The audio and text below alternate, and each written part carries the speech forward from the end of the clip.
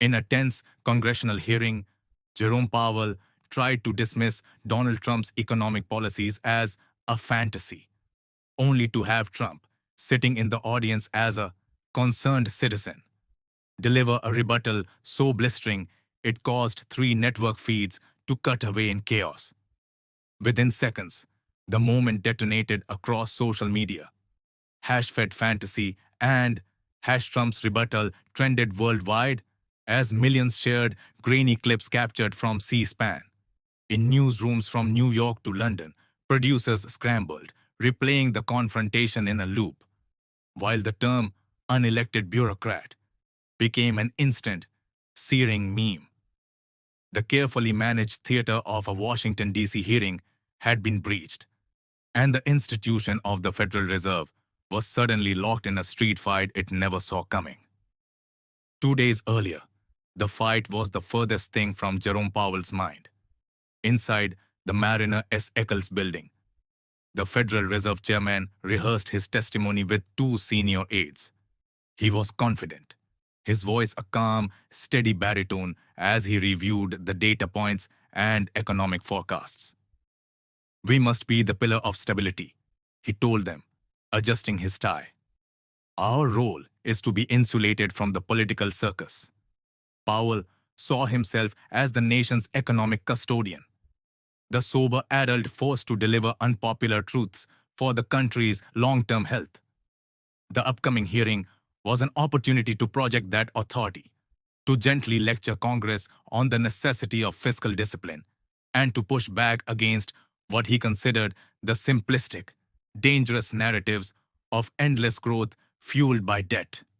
He felt a quiet frustration with the constant need to explain basic economic principles to politicians, especially those still echoing the promises of the previous administration. He was determined to put that fantasy to rest. Miles south, at his Mar-a-Lago club in Florida, Donald Trump was looking for a moment. An aide had handed him a brief on Powell's scheduled testimony, expecting him to issue a statement. Trump scanned it, but his mind was on theater, not text. "Get the plane ready," he said, tossing the papers onto a gilded table. "I'm going to Washington." The decision was pure instinct. He wouldn't go as a former president, which would involve protocol and logistics. He would go as a private citizen, a man of the people concerned about the direction of the economy. It was a strategic masterstroke designed to short-circuit the entire process. He knew every camera would abandon the committee members and fixate on him. He wasn't preparing a detailed economic critique. He was preparing for an ambush. His signature issue, the roaring economy that defined his presidency, was being systematically dismantled by the very man he had once appointed. This wasn't about monetary policy. It was about reclaiming a legacy. The air in the House Financial Services Committee hearing room was stale with process until Donald Trump walked in. A ripple of whispers turned into a wave of reporters discreetly angling their phones. Committee members stiffened in their leather chairs. He took a seat in the public gallery, a silent, imposing figure who immediately became the room's center of gravity. For an hour, the hearing proceeded as planned. Powell delivered his testimony with practiced precision, fielding questions with the detached air of an academic. Then, a Republican congresswoman from Michigan, known for her populist streak, got her turn. "Mr. Chairman," she began, "my constituents back home remember a time just a few years ago when their wages were rising and jobs were plentiful. They look at their 401ks now. They look at interest rates, and they're asking, was that prosperity real, or was it just some kind of sugar high?" Powell's composure finally frayed. A subtle, dismissive smirk touched his lips. He leaned into the microphone. "With all due respect, Congresswoman," he said, his voice laced with condescension, "the inflationary pressures we are wrestling with today are, in part, a direct consequence of past policies. To believe we can return to that environment without consequence is to indulge in an economic fantasy. The room went quiet. Reporters scribbled furiously. It was the soundbite Powell's team had wanted, the definitive shutdown. But their eyes, and everyone else's, darted to the audience. Trump didn't jump. He waited for the Congresswoman to finish her time, for the chairman to start recognizing the next member. Then he slowly rose to his feet. Every camera in the room swiveled to face him. The chairman, a seasoned Republican who understood political theater better than most, had a split-second decision to make: gavel down a former president and create a firestorm, or let the moment play out. He saw the ratings in his mind's eye. The chair recognizes the private citizen, Mr. Trump, for a brief comment. Trump didn't look at the chairman. His gaze was fixed on Jerome Powell. His voice, when he spoke, was unnervingly calm. "You talk about fantasies, Mr. Chairman," he began, the microphone on the witness table amplifying his voice through the room. "Let's talk about reality." He didn't need notes. "Under my administration, Black and Hispanic unemployment reached the lowest levels ever recorded. That's not a fantasy. We saw the largest wage gains in a decade go to blue-collar workers. Not a fantasy. We achieved energy independence." He took a step forward, his voice rising not in a shout, but in a crescendo of indignation. "We built the greatest economy in the history of the world, and the American people felt it." He pointed a finger directly at Powell, the calm finally breaking into cold fury. "You call my results a fantasy. The only fantasy here is that the American people will let an unelected bureaucrat tell them they can't be great again." Chaos erupted. The chairman banged his gavel, but it was useless. Reporters were shouting questions. On live television, producers in New York and Atlanta could be heard on hot mics. "Cut the feed. Cut to commercial. Now." C-SPAN stayed on the scene, a wide shot of mayhem. But MSNBC and Fox News had already cut away, their anchors staring into the camera, stunned. Trump didn't wait for order to be restored.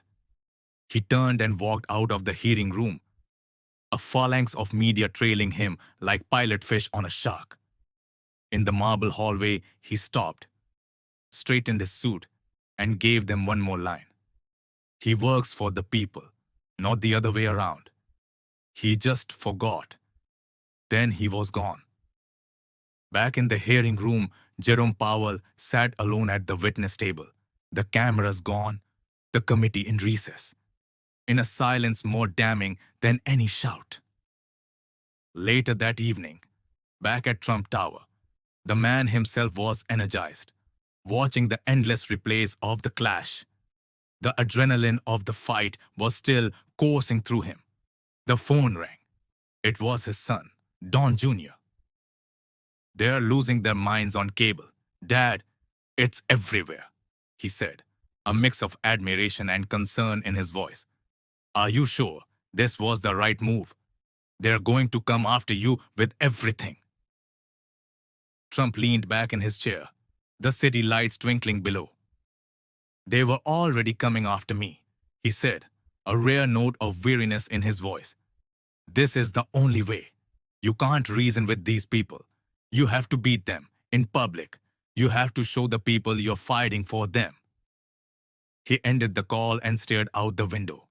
The public victory masking a private toll, the constant need for battle, the endless war against forces that never seemed to rest. The public debate raged for days, largely along predictable partisan lines. Powell's defenders decried the breach of decorum, while Trump's supporters celebrated the raw display of power. Then, the unexpected happened. Dr. R.S. Thorne, a Nobel-winning economist at Columbia University, and a frequent vocal critic of Trump's policies, published a column in the New York Times. It was titled, Powell's Unforced Error. Thorne didn't defend Trump's rhetoric, but he eviscerated Powell's. To dismiss the tangible economic gains felt by millions of working-class Americans as a fantasy is not an act of technocratic soberness. It is an act of political blindness, he wrote. The numbers were real. The wage growth was real. The jobs were real. A serious leader must address the consequences, not deny the reality. The chairman of the Federal Reserve is not paid to smirk. The column changed everything. It gave Democrats and independents permission to criticize Powell. The narrative shifted from Trump's behavior to the substance of his claim that an insulated elite was dismissive of the prosperity of everyday people. With the debate reframed, Trump delivered his final move. He didn't appear on a news program or hold a rally. He released a 2-minute video on his social media platform, shot on a simple camera in his office. He looked directly into the lens. There's been a lot of talk this week about my visit to Congress, he said calmly, about decorum, about numbers. But this was never just about numbers. It was about respect. Respect for the American worker who got up every day and proved the experts and the cynics wrong. Respect for the small business owner who took a risk when everyone told them not to. The principle we were fighting for is simple. Washington, D.C. doesn't get to tell you what's possible. You, the American people, get to show them. And for 4 years, that is exactly what we did. In a quiet diner in Youngstown, Ohio, a man named Frank Mueller wiped down his empty counter. The interest payments on his business loan had doubled in the last year, and lunchtime crowds were thinning. He pulled out his phone and watched Trump's video, which a friend had just sent him. He listened, his tired expression slowly hardening into one of resolve. He shut off the phone, looked at the empty booths, and then walked to the "Help Wanted" sign he'd been meaning to take down for weeks. He straightened it in the window. He's right, he muttered to no one. They called a place like this a fantasy too. He picked up the phone and dialed his supplier, deciding to order for a full week, a risk he hadn't taken in months. The fight in Washington was over, but for him, it had just begun. What do you think? Was this a calculated political move or a genuine defense of the American worker? Let us know your thoughts in the comments below. And don't forget to like and subscribe for more stories they don't want you to see.